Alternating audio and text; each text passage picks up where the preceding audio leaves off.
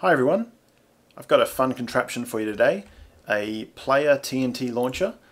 This is inspired from Monkey Farm's video where he made a version of MC Crawl's player launcher that you could use in survival mode.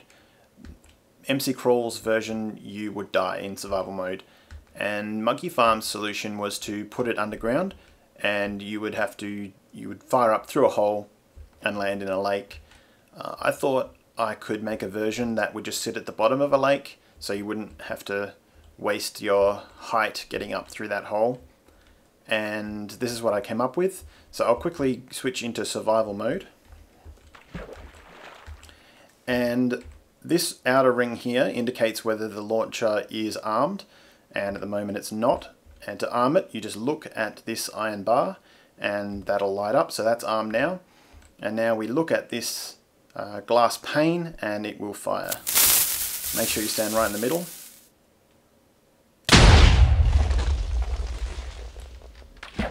There we go. You'll notice that the sand gets out of the way, so if you happen to land right in the middle there, you won't die.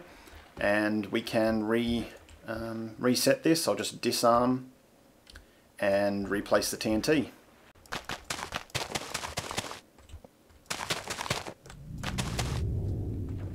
Now I have noticed that if you place a pressure plate on the sand here, you'll go a little bit higher because you're not standing in water. So let's give it another go.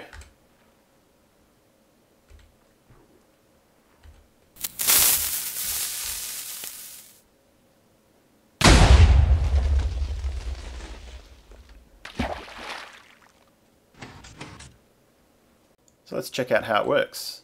The top part here is pretty straightforward. We've got a double piston extender for the sand in the middle, and of course these torches set off the TNT here, and these torches light up the outer ring in sequence just using repeaters. But the interesting part about this is the wireless redstone, the buttonless design. This uses the feature of glass panes and of iron bars, that their hitbox is variable. Now this is a fairly well-known thing now, it's nothing new, but if you haven't seen it before, I'll just really quickly show you how it works.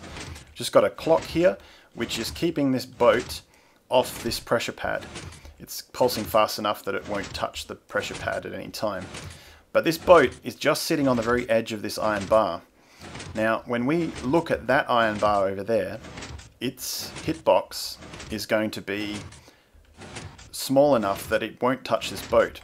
And even though this iron bar will not change its shape, its hitbox will change to the same shape as the one we're looking at if we're close enough to it. So if we do that, you'll notice that the boat lands on the pressure plate.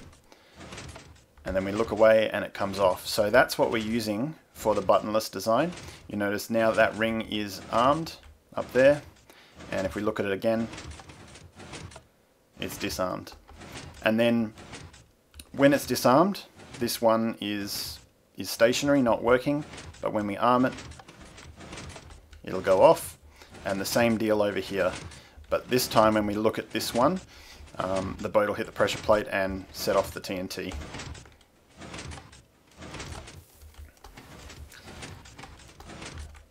As soon as the TNT goes off, the double piston extender retracts, pauses for a time to allow you to land, and then comes back up again. Just one thing to note, if there is an entity sitting on top of the iron bar or the glass bar, then it will activate it. So if there's something sitting on there, then it will interfere. Likewise, if a player is standing on it, it will activate it. So if you just stand on it here, it will activate. So there's just some things to note. But that's pretty much it. I'm going to put this world up for download if you guys want to have a play with it. But until next time, thanks for watching.